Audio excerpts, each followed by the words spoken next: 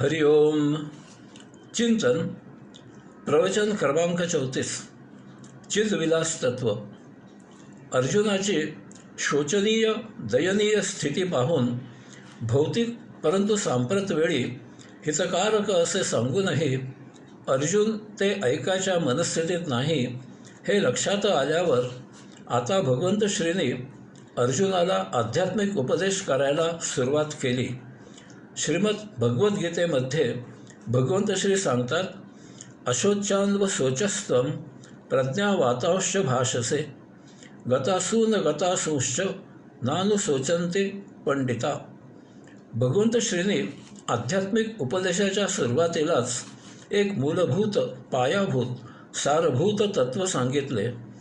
ज्याचा शोक करायचा नाही, ज्याचा शोक करण्याचे काही कारण नाही, ज्याचा शोक करताच येत नाही, अशा गोष्टीचा तू शोक करत आहेस आणि वर आम्हालाच पांडित्याच्या गोष्टी सांगत आहेस. भौतिकात जी गोष्ट घडतच नाही अशी गोष्ट घडू शकते अशा मिथ्या समजुतीने तू शोक करत आहेस आणि वर यासाठी आम्हालाच भौतिक कारणे सांगून तुझ्या म्हणण्याला पुष्टी देत आहेस. अरे, जी गोष्ट मुळातच नाही ती आहे असे सिद्ध करण्याचा खटाटोप करत आहेस. दोरीला साप म्हणून बदलण्यात काही अर्थ आहे का? उंबराच्या फुलाने पूजा केली असे सांगणे कितपत शहाणपणाचे आहे? आत्याबाईला मिशा असत्या तर तिला काका असे म्हटले असते असा युक्तिवाद करण्यात काही तथ्य आहे का? एकदा बिरबल बादशाला म्हणाला, खावीन, मला उद्या सुट्टी पाहिजे आणि परवा मी जरा उशिरा येईन. बादशाह म्हणाला, ठीक आहे, पण काय रे बिरबल, असं काय खास आहे? यावर बिरबल म्हणाला, उद्या एकादशीचा उपवास आहे आणि तो दुसऱ्या दिवशी द्वादशीला सोडायचा असतो.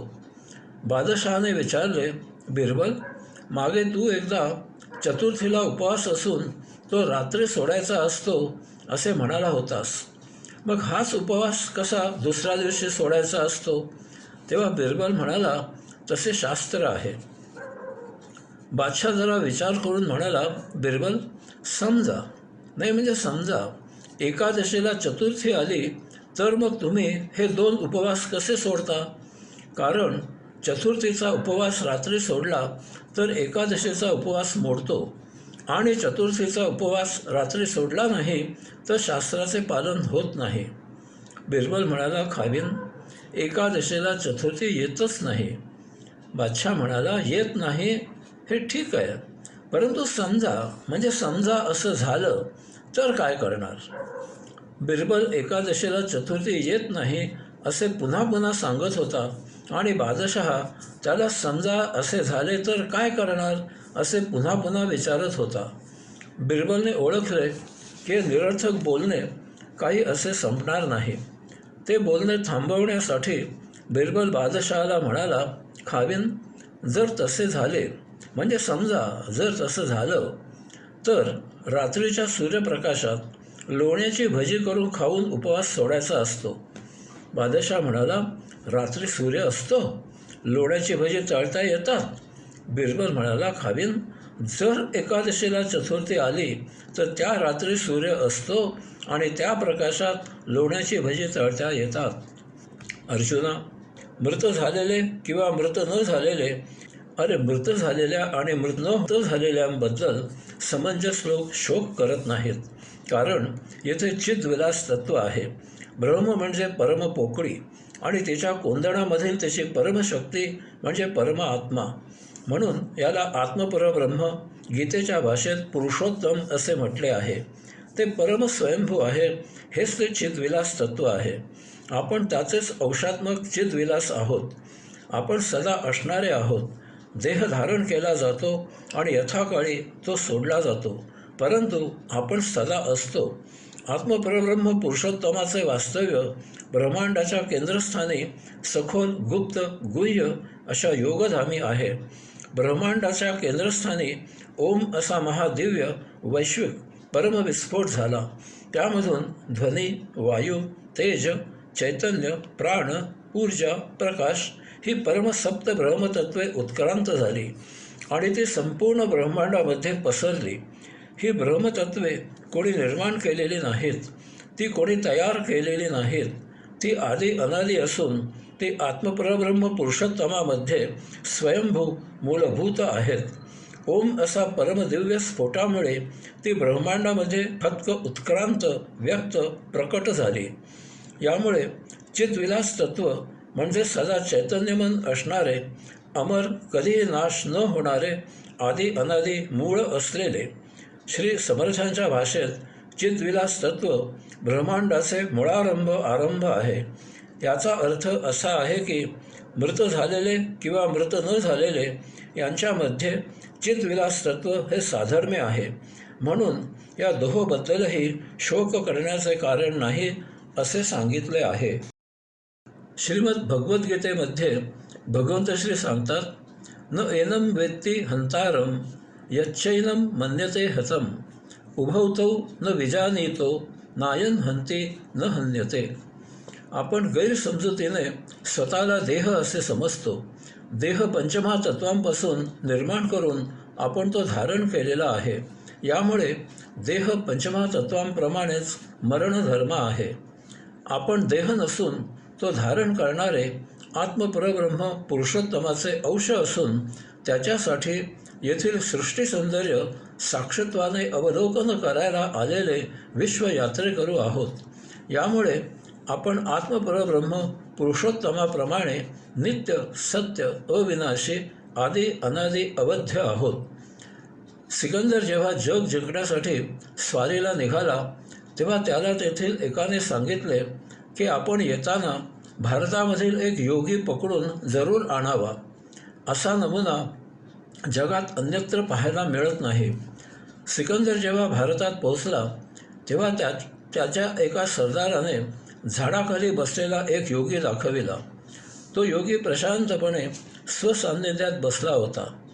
सिकंदरने त्या योग्याला पाहिले आणि त्यालाही मोठे कुतूहल आणि विस्मय वाटले.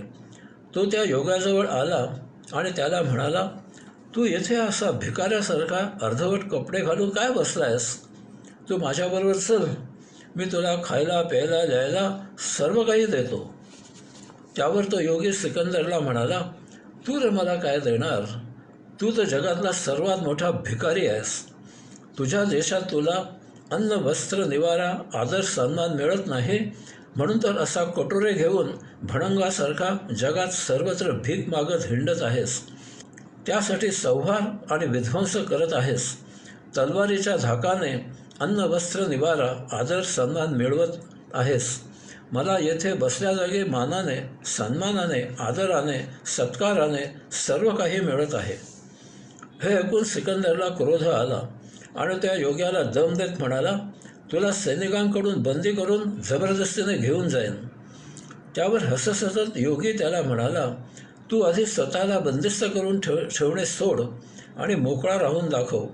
क्षणोक्षणी आपल्याला कोणी मारेल म्हणून भीतीने सैनिकांच्या गराड्यात स्वतःला बंदिस्त करून तू शांतपणे झोपूही शकत नाहीस.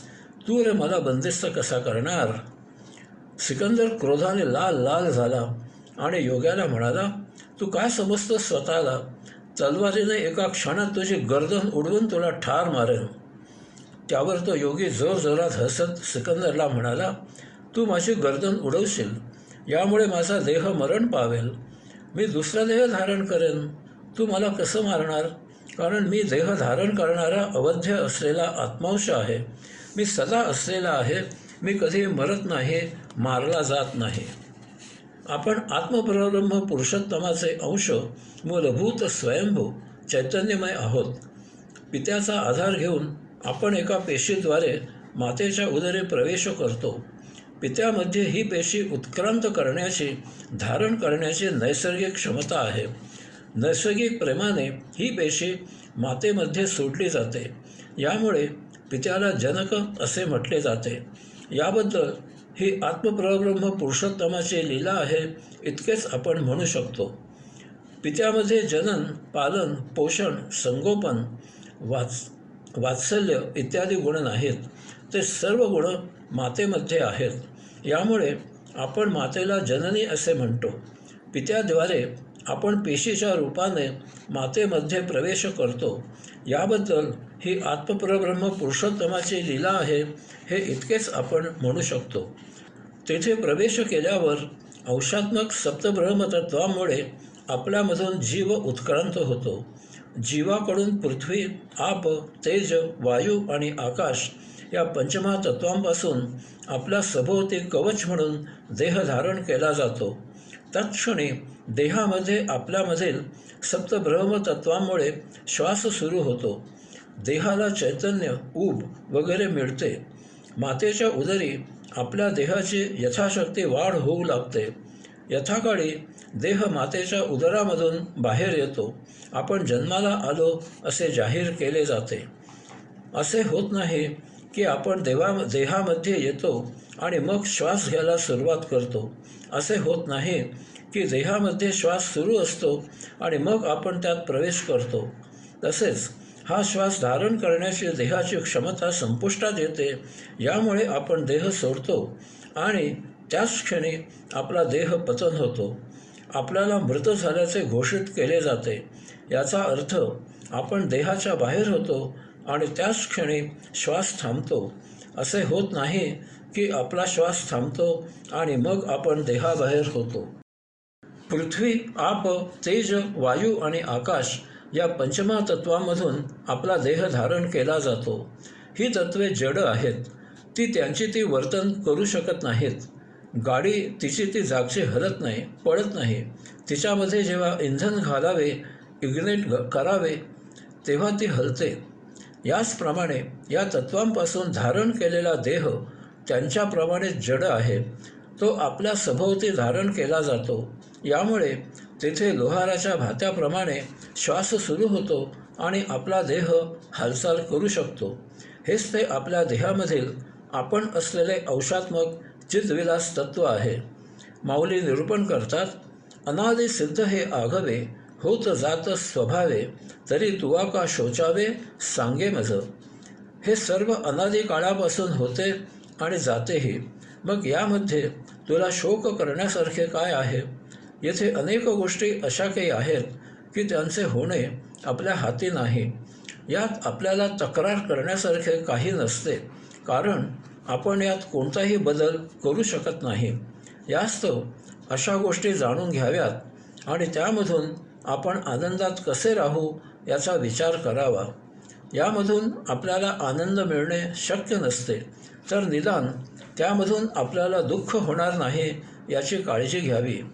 त्यातूनही यामधून आपल्याला दुःख झालेच तर त्याचा स्वीकार करून ते सहन करावे, कारण आपण यासाठी हतबल आहोत. यावर आध्यात्मिक उपाय असा आहे की येथे जे जे घडते ते आपल्याशी चांगले आहे की वाईट आहे असा कोणताही विचार न करता आपण सर्व गोष्टींसाठी, प्रत्येक घटनेसाठी साक्षी राहावे. तरच आपण सर्व घटनांपासून मुक्त होऊ आणि आपल्या जीवनामध्ये कैवल्य नांदेल. अर्थात याला अपवाद आहे तो परचक्राचा. आपल्या जीवित असण्याचा अशा प्रकारे काही प्रसंग उद्भवला तर आपल्या सर्व शक्तीनिशी याचा प्रतिकार करणे हेच आपले प्रथम कर्तव्य असते, कारण स्वातंत्र्याने जीवित असणे हा आपला जन्मसिद्ध हक्क आहे. माऊली पुढे निरूपण करतात, हे उपजे आणि नाशे ते मायावशे दिसे, येरवी तत्वता वस्तू जे असे ते अविनाशचे. येथे जे निर्माण झालेले आहे ते काही काळ आपल्याला दिसते, जाणवते, आपण त्याचा वापरही करतो, परंतु काही काळानंतर ते नष्ट होते. ती केवळ माया आहे. त्यावेळी आपण अंशात्मक स्वरूपात आत्मपरब्रह्म पुरुषोत्तम जसे असतो तसेच अविनाशी असतो. याचा अर्थ जे निर्माण झालेले आहे ते कायम टिकाऊ नाही. एका अस्तित्वामधून दुसऱ्या अस्तित्वात ते काही काळ परावर्तित होते, काही काळ टिकते आणि त्यानंतर ते नाश होते. त्यावेळी ते एक मूळ अस्तित्वात विलीन होते किंवा अन्य अस्तित्वात रूपांतरित होते. या मधल्या काळामध्ये ते आपल्याला जाणवते, आपण त्याचा वापरही करतो. यामुळे ते सत्य आहे असा आपल्याला आभास होतो. ते आपल्याकडे कायम असावे अशी आसक्ती निर्माण होते. परंतु जेव्हा ते नाश पावते तेव्हा आपल्याला आश्चर्य वाटते. यामुळे त्याचे आपल्याला दुःख होते. आपली ही आसक्ती, आपल्याला होणारे दुःख हे अज्ञानमूलक आहे हे येथे समजून घ्यायचे आहे. यासाठी माऊली दृष्टांत देतात. पाण्यावर वाऱ्यामुळे लाटा लहरी निर्माण होतात. वारा थांबला की त्या लाटा लहरी नाहीशा होतात. तेथे पुन्हा पाणी दिसू लागते. वाऱ्यामुळे लहरी निर्माण झाल्या ही माया आहे. त्या लहरी काही काळ भासमान असतात. त्या दिशेनाशा होणार हे जाणून घ्यावे. याचप्रमाणे आपल्या आजूबाजूला असणारे सर्व हे काही काळासाठी आहे. ते भासमान आहे. ते सत्य नाही, कारण ते कायम टिकाऊ नाही. आपल्यापासून जे काही काळानंतर कायमकरिता दूर होणार किंवा काही काळानंतर आपल्याला त्यापासून कायमकरिता दूर व्हावे लागणार हे गृहीत धरून त्यांच्याशी व्यवहार करावा. त्यांच्याशी तितपतच सलगी करावी. यास्त वस्तू, सजीव, विचार यांचा संग्रह करू नये असे सांगितले आहे. वस्तू वापरून झिजतात, जुन्या होतात, हरवतात, आधुनिक विज्ञानाशी सुसंगत राहत नाहीत इत्यादी. यामुळे हे सर्व गृहीत धरून त्यांचा वापर करावा. सजीव काही काळानंतर मृत होणार. आपण यथाकाळी मृत होणार हे जाणून सजीवांशी व्यवहार करावा. आपण आनंदात असावे, सर्वांना आनंद द्यावा, परंतु त्यांच्याशी भावनिक माया जोडू नये. आपण त्यांच्यात गुंतू नये, आपल्यात त्यांना गुंतवून घेऊ नये. विचार काळानुरूप बदलत असतात. आपण आपल्या विचारांशी ठाम राहू शकत नाही. त्या बदललेल्या काळानुसार आपल्याला काही जुने विचार सोडावे लागतात, काही नवीन विचार स्वीकारावे लागतात. याची मानसिक तयारी ठेवावी. तसे न केल्यास आपण नव्या पिढीशी जुळवून घेऊ शकणार नाही. काळ कोणासाठी थांबत नाही. आपल्याला काळानुसार प्रभावित व्हावे लागते, नाहीतर आपण मागे राहतो. ज्याप्रमाणे आपल्याला आपले स्वकर्म नियतीकडून सहजच प्राप्त होते, त्याचप्रमाणे आपल्याला आपले जीवनही नियतीकडून सहजच प्राप्त होते. ते जगण्यासाठी देह धारण केला जातो. देह जडामधून धारण केला जातो. यामुळे त्याला एक ठराविक काळ आयुष्य असते. यामुळे तो काळ अवधी संपला की देह पतन होतो. यात शोक करण्यासारखे काहीही नसते.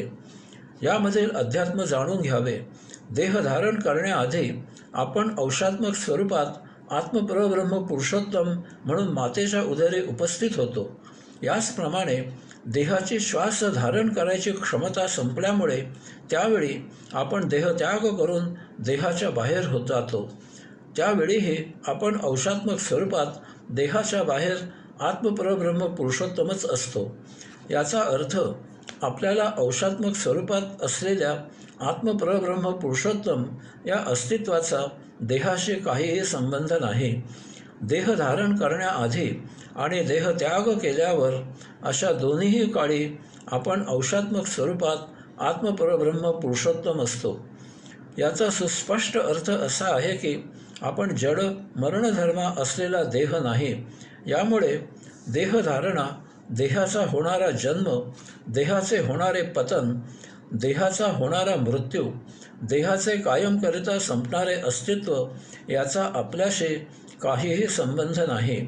यामुळे देह जीवित असला काय किंवा मृत झाला काय, आपण अंशात्मक स्वरूपात आत्मपरब्रह्म पुरुषोत्तम जसे असतो तसेच असतो.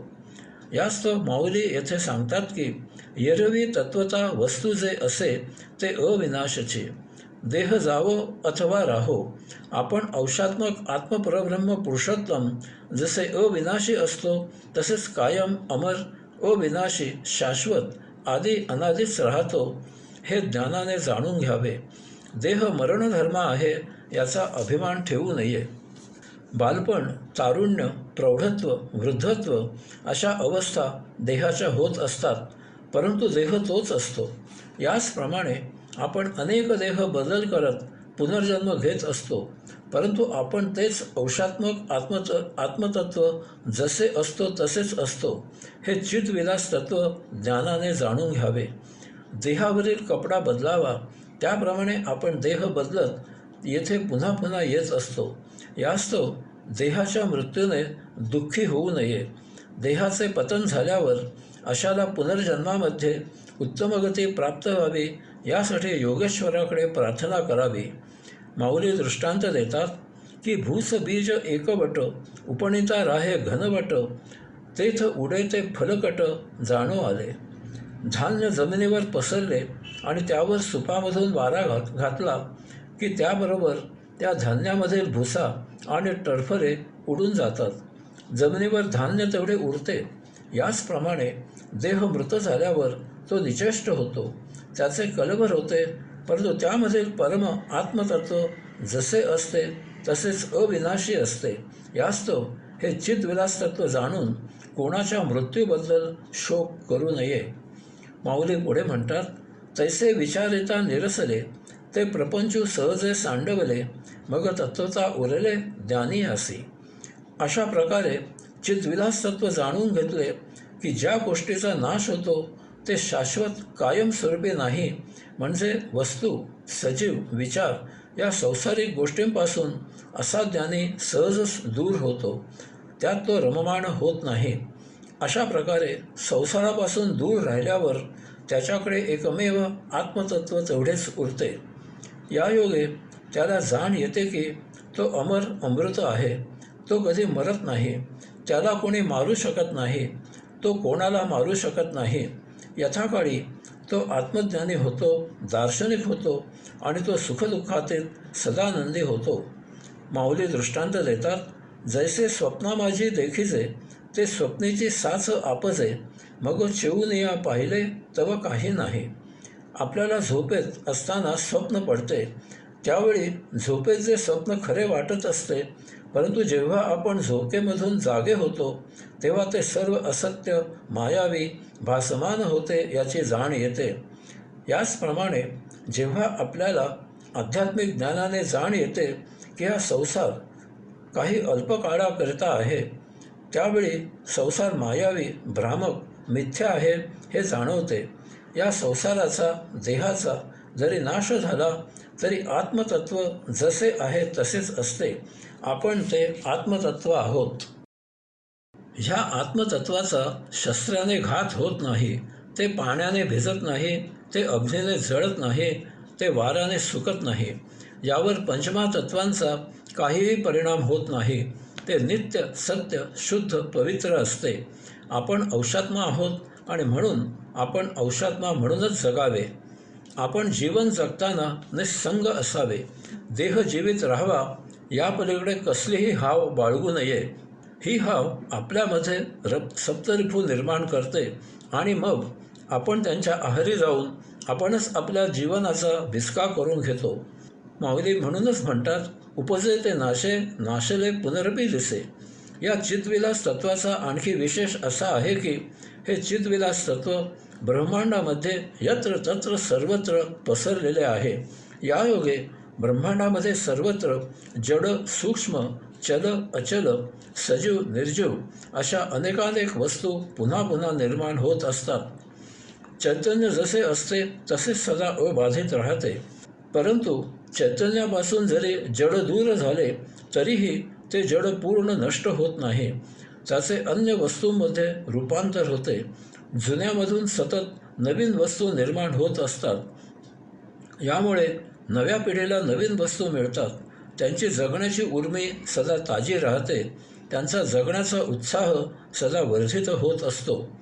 याचा अर्थ असाही आहे की वस्तू दृश्य होण्याआधी त्यामधील आत्मतत्व अदृश्य असते. वस्तू दृश्य झाल्यावर ती आत्मतत्वाने व्यापलेली असते. वस्तू नष्ट झाली की त्यामधील आत्मतत्व जसे असते तसेच अदृश्य स्वरूपात उरते. आत्मतत्वाचा कधीही नाश होत नाही. याचप्रमाणे वस्तू कधीही नष्ट न होता तिथे फक्त एका अवस्थेमधून अन्य अवस्थेमध्ये रूपांतर होत राहते. यामुळे वस्तूचा आकार, विकार, उपयुक्तता, रासायनिक गुणधर्म इत्यादी बदलत राहतात. मूलभूत वस्तू जशी असते तशीच सदा असते. हेच चिद्विलास तत्व आहे. या चिद्विलास तत्वाचा एक वेगळा विशेष माऊली सांगतात. जयाची आरतीची भोगित विषयी त्यातील संत जया लागी विरक्त वनवासीचे. ज्या संतांना चिद्विलास तत्वाची आत्मपरब्रह्माची पुरुषोत्तमाची प्राप्ती झालेली आहे अशांना भौतिक संसारिक भोगमय विषयांपासून दूर व्हावे लागत नाही, तर अशांना ते विषय सोडून दूर पळून जातात. एकदा एखाद्याच्या अंगी हे तत्त्व मुरले की त्याची विषयांपासून आपोआप कायमकरता सुटका होते.